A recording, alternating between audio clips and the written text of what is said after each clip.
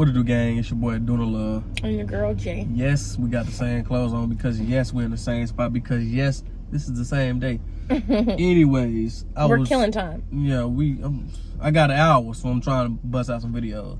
But one of the topics I just want to discuss real quick is about the trucking situation. Yes, it is a good thing to get your CDLs.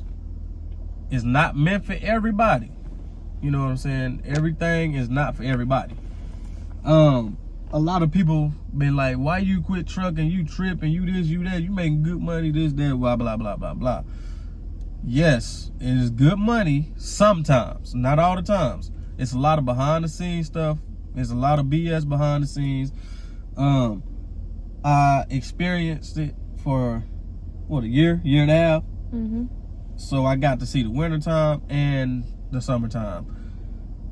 The main reason I quit trucking, I ain't never doing it again. I got my CDLs. I just actually renewed my medical card. That's another thing y'all got to get when you trucking, because they got to make sure your vision, your hearing, sight, all that's good. Just renewed my medical card like 2 weeks ago. The main reason I quit is because in Washington State, it snow a lot in the wintertime. And we got a lot of mountains and hills and all this stuff. Last winter, my route was from Spokane to Denver. And I got to go through a couple passes and hills and down, up. Man. I have some videos of one of the passes. So I'm gonna insert that in this. It just get crazy, and I feel like it ain't worth it at the end of the day. Like, it's too dangerous. I can be leaving Denver and I get to Sheridan, Wyoming, and they shut the road down. The road shut down because it's too icy. It's too many trucks done rolled over.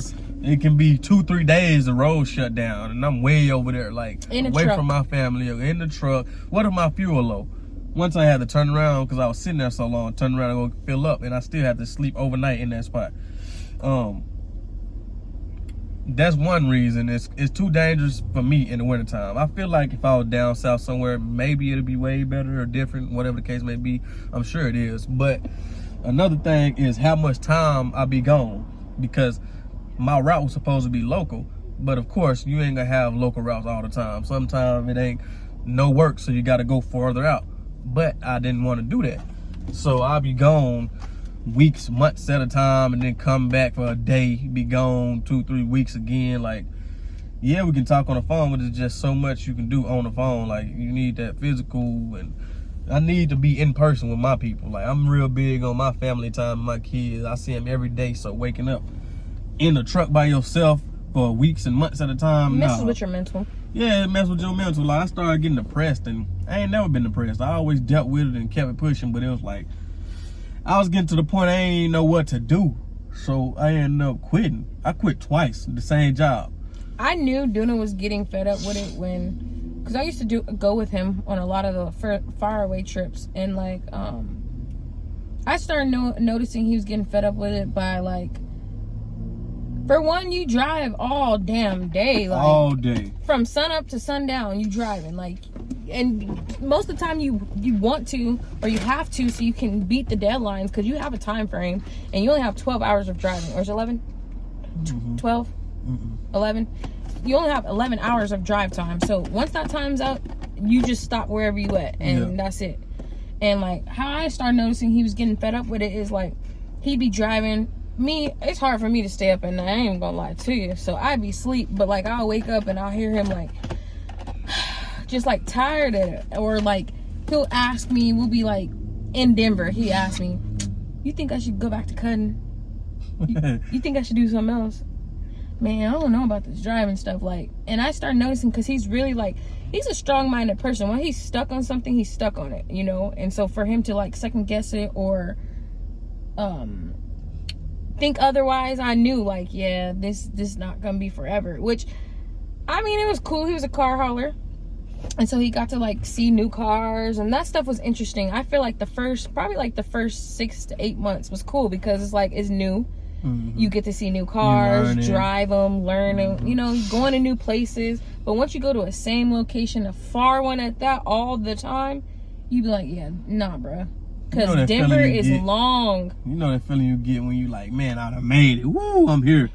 You gotta drive back.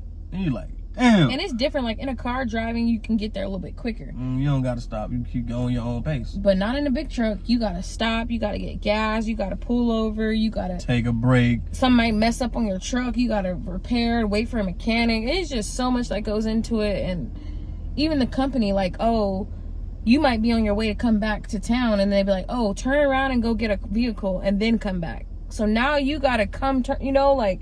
It was a lot of stuff. It's not, you guys don't know what went on behind the scenes. Dude had a good truck in the beginning. Like, he had the same truck throughout his whole time. But it's like towards the end before he quit, the truck just started like falling apart. And I stopped going with him because our daughter started school. And like, it was making me mad because it's like, now you're on the side of the road by yourself. Like, it's frustrating. You don't have service. You're waiting in the middle of nowhere for somebody to come help you. Like, it's just a lot. It's a lot. It's a lot. Then like you don't have a stint like 3-4 months, super consistent, going. Next month, dead. Like you ain't got no work for like 2-3 weeks, sitting around, and you don't get paid until you drop the load of cars off. So if I'm sitting around, I'm not getting paid. Like it was starting to get to that point. And then another thing, I started seeing how much money I was making, the company, to the truck. So it's like I'm getting in my head like I can do this without by myself. Yeah, I can do this by myself, like without a big truck. You know what I'm saying? That's what I've been working on lately too. I want to get back to trucking, but I want to get back into it myself. So it's just like once you see, that's just like anything. You see a job making you making the job that you working for $60,000 every 2 weeks. And you getting 2,000 of that, ain't you gonna want to figure out how to get that 60? And I feel like, wouldn't you want to cut the middleman out? Man, because that's what you're doing. You working for somebody, the middleman, getting him rich. It was a post that had me stuck for a minute because it was like, we always consistent and really maintain someone else's business. Like you wake up every day, you make sure you go to work. You know what I'm saying? Which that's what you got to do. But it's like, they was like, you don't make sure you go to the gym. You don't make sure you work on your business that you want to do. You just make sure for sure you go to work and make them money. But you don't, I don't know what she doing. Man, but she's gonna open the door. You make sure you go to work and handle their business, but you don't handle your business. Basically what it was saying. But the way it was worded, is messed up, the way it was worded, I'm like, damn, that's right. But it got you stuck in the cycle. Like, you have to go to work because if you don't go to work, you ain't getting paid. You don't get paid, you ain't got shit. And it's like, I'm finna go to work. That's why I'm like, society is a big ass fraud system. Like, they created it for you to stay broke. Like, if you think inside the box all the time, you never getting out that damn box. Yes, it'd be hard for people to branch out and get your own business going. It'd be hard in the beginning, probably for a few years.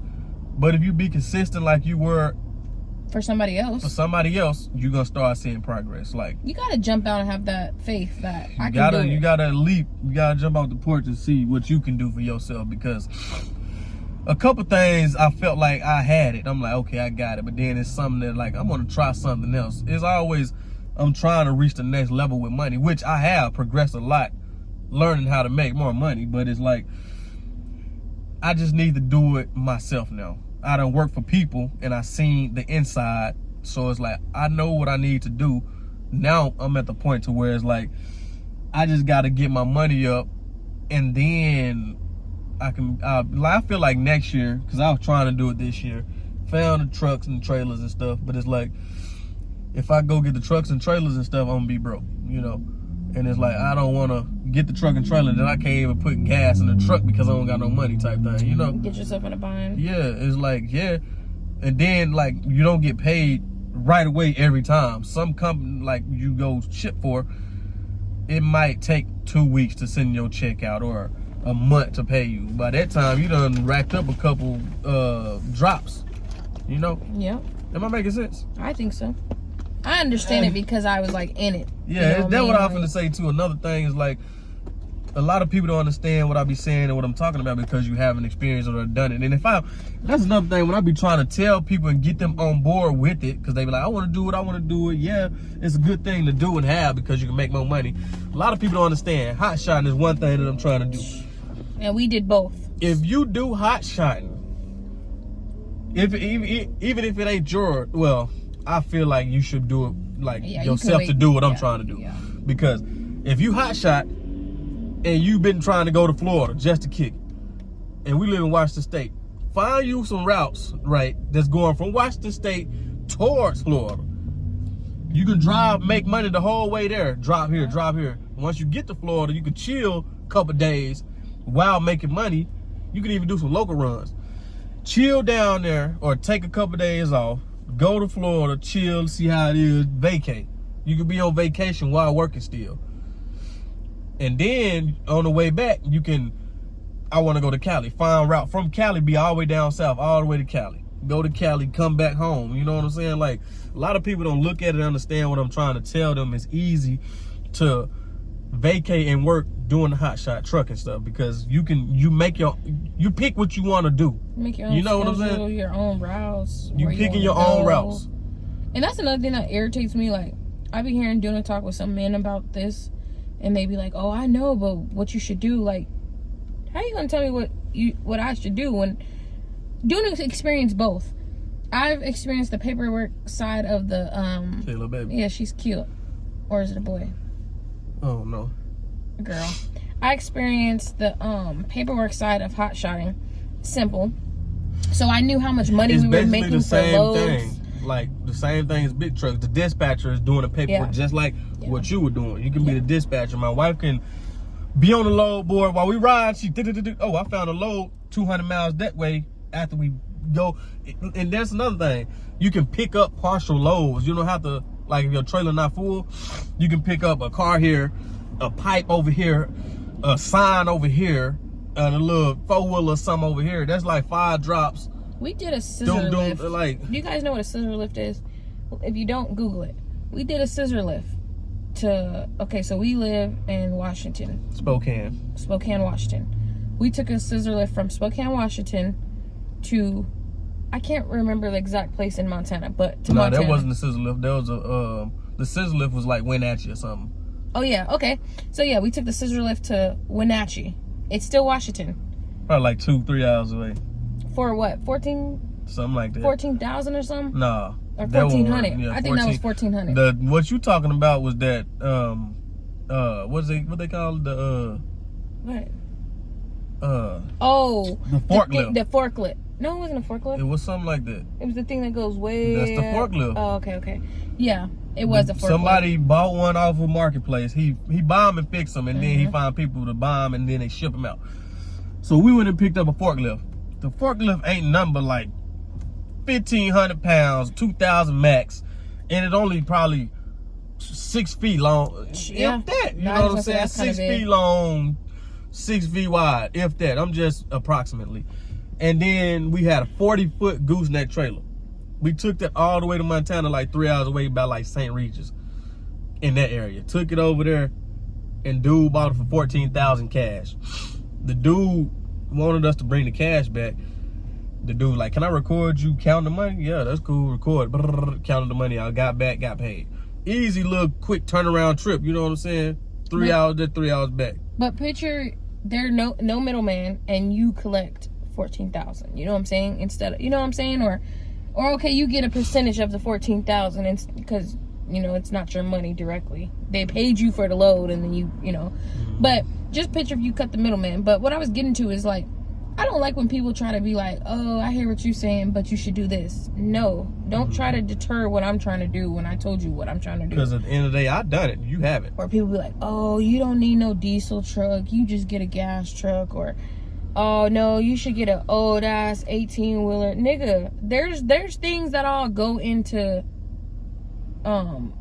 businesses. And for one, you got to have a diesel mechanic. You gotta know what you need and what's going to cost, and budget everything in. You gotta have a plan, like a blueprint to what you're doing. You can't just be like, oh, I'm gonna start this business tomorrow. guess I'll go get some tires tomorrow. You know, like, what are you doing? And another thing that's annoying, a lot of people know I got my CDLs, and when I was trying to look for work, oh, well, we gotta train you, we gotta do this, we gotta do that. So I said, okay, I'm about to jump to that big boy, and I jumped to a 75-foot trailer loading cars that you gotta be real tedious with. You can only turn a 45 degrees. You can't turn all the way like the other regular big trucks. So now everybody that was like nervous or I didn't want like, to give me a chance, now they on my dick and want me to drive for them, they cousin, and oh, I need your help to drive from here to Baltimore, I give you $1,000. You think I'm stupid? Yeah, for real. You need me, so why would I take $1,000 to drive? That's chump change. To Baltimore and back, and you want me to drive with you because you don't have to stop the truck. You want the truck to keep moving so you can be done in a certain period of time. And you're going to profit a lot. You're going to profit $20,000, I'm getting $1,000. I'm not stupid. No. Give me $5 and I'll come do it. Getting his feet wet in this business, in this field, has opened, like, even my eyes. Like, it opened my eyes up, and I even thought about getting my CDL so we could do team driving at a point in time. But I just don't know if trucking specifically is for me, because if we were to do it, I feel like I would have to drive during the day and then switch over to him driving at night. But if we do our own little hot-shotting business, yeah, I'd probably still get my CDLs, but it'd be different requirements and restrictions and stuff. So, and then a lot of people be like, you really don't need a CDL for hot shot, right? Yeah, you do. Certain setups, you don't need a CDL, like certain weight limits. But why would you want to be limited to how much or what you can carry? You're limiting your money. Yes, you might as well go ahead and get your Class A, because a Class B is, get a Class A. If you go for a CDL, get the Class A. I think Class B is just bus drivers, isn't it? And it's not just bus drivers, but yeah.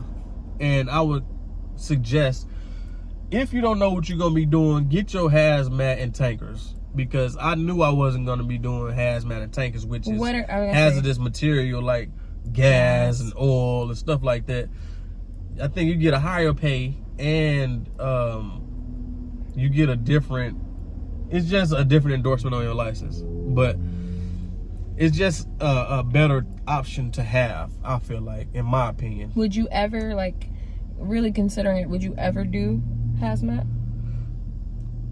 What stops you, or not? What makes you not want to do it? It ain't that I don't want to do it. It's just I know I wasn't going to be doing nothing like that, because I was going specifically to start doing hot shotting. I wasn't planning on driving big trucks and none of that. Yeah. I was getting in it to...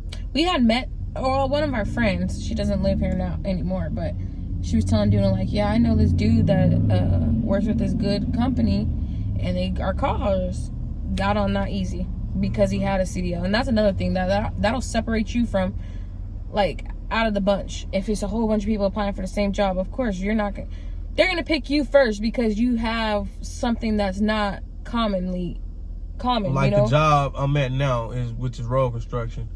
We don't, I think the biggest thing we drive, well, I was driving, was a dump truck, and you need a CDL for that. And we got other stuff that's like bigger, but it's like nothing major. I don't drive that. But a lot of people apply. You need workers and laborers, but I got picked over a lot. I jumped the line because I had a CDL, and I'm more. You're higher than. I'm more a need, a necessity for the company. Necessity, I guess you would say. But now the company's making it. Everybody got to have a CDL, so it's like now what separates me? The experience, the only thing, you know. But. And some people, like you said, only get the Class B. Yeah, but like I said, if you get a CDL, go on and get your Class A. Why would you waste your time getting a Class B?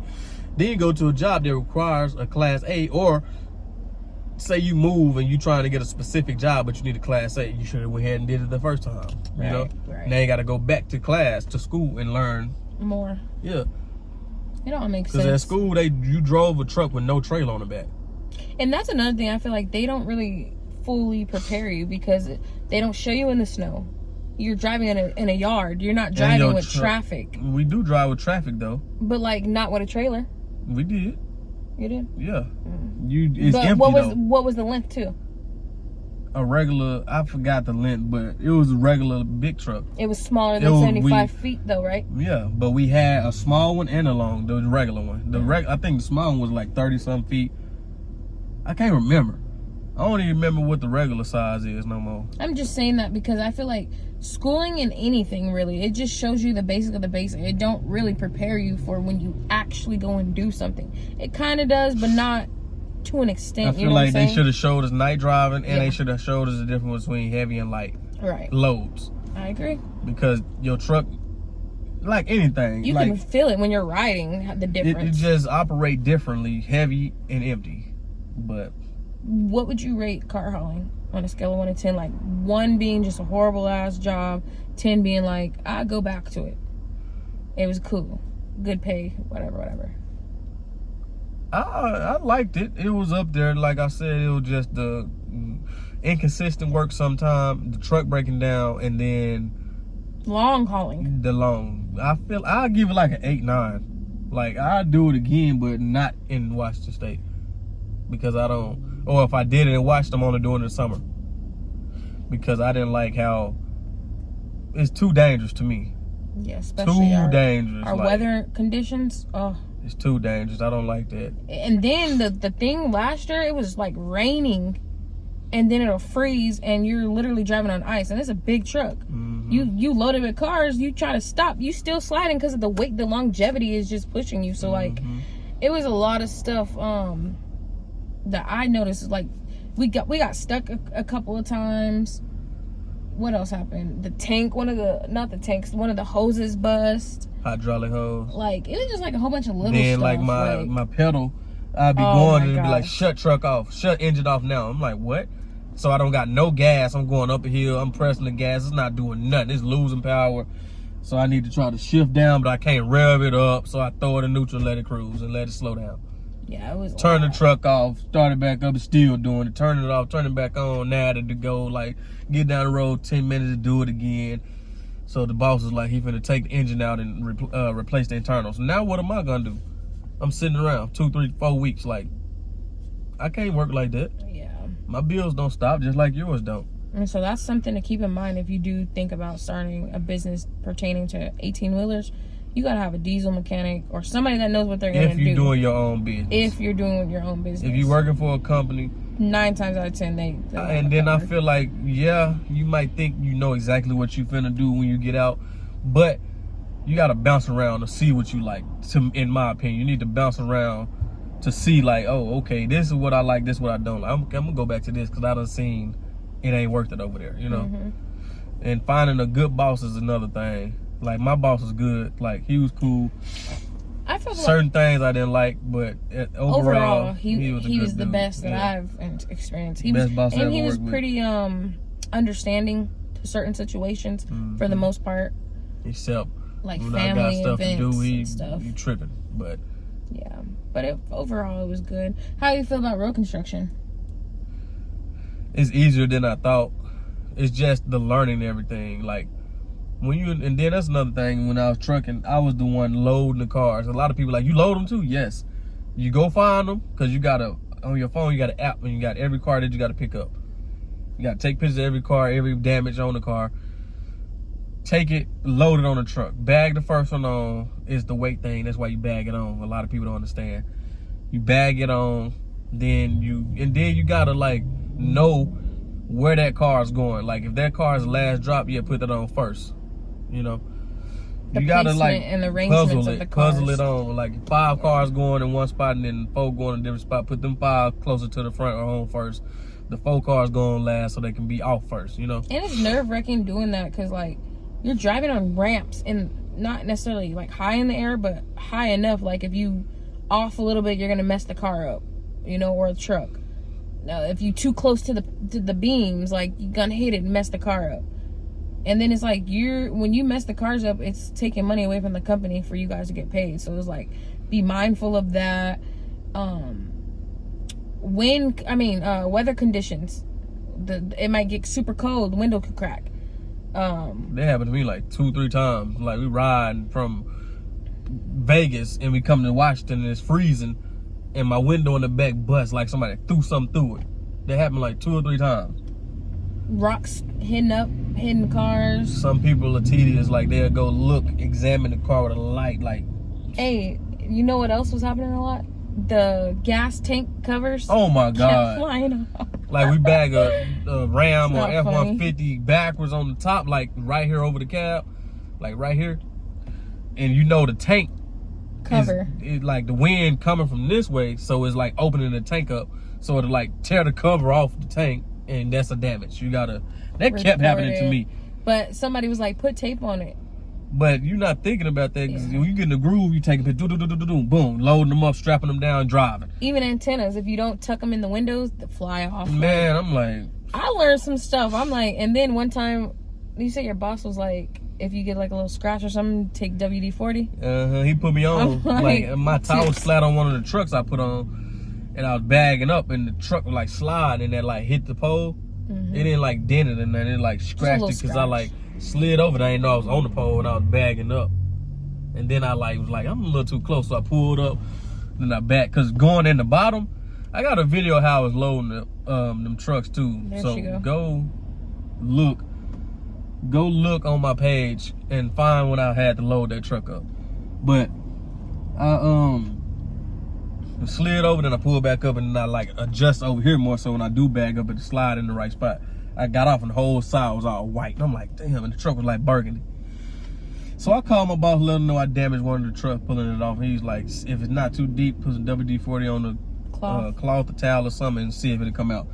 Man, that worked like magic. Man, I put it on there, it came off. Oh yeah, I untook that. Let me know. I'm doing all my scratches at the house and everything. But it's like a lot of stuff you just gotta be mindful too, because even one of his coworkers had loaded his, because he travels in and out of town a lot, and he took one of his personal cars and he was loading it up on the truck, so when he go out of town he have something and drive around or whatever. But he miscalculated, and his Jeep was in the middle of the, what's it called, ramps. So like it's like this, like the ramps are like right this here.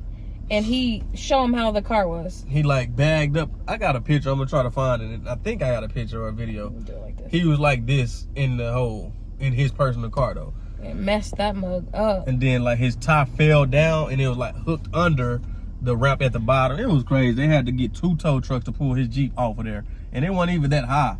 And it was a regular Jeep. It probably was like 4 feet off the ground, maybe like 5 or 6 But feet. it was like how he was stuck. Yeah. And it was cold that day. Tire bust. Yeah.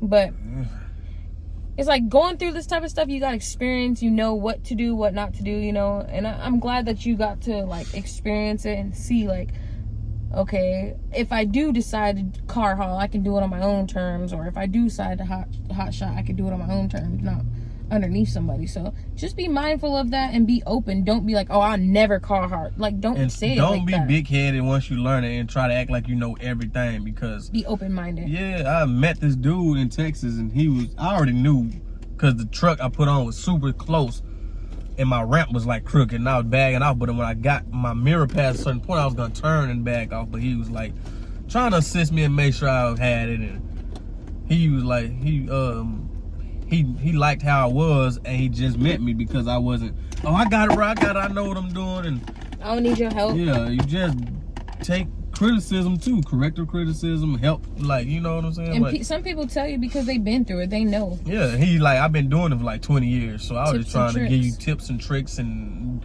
different ways to do it, because I love people showing me different ways, because I can put a twist on it, like make it my own, I don't got to necessarily do it how I was taught. It can be like my boss teach me a way, but you can show me a way and it's easy. Faster, whatever. Faster, yeah. But I got this appointment I'm finna go into. We're gonna be back on here.